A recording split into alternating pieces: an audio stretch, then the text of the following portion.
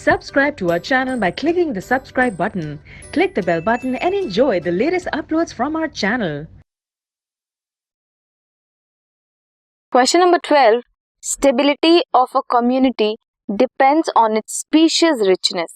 किसी भी कम्युनिटी की स्टेबिलिटी डिपेंड करती है कि वहां पे स्पीशीज कितनी डाइवर्स हैं, कितनी रिच हैं. How did David Tilman show this experimentally? David Tilman ने कैसे शो किया इसे एक्सपेरिमेंटली?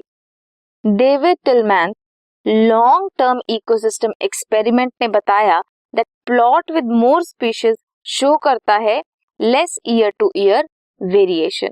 वेरिएशंस कम होती हैं इन टोटल बायोमास जहां पर ज्यादा स्पीशीज होती हैं. ये भी बताया दैट इंक्रीज डाइवर्सिटी कंट्रीब्यूट करती है हायर प्रोडक्टिविटी को.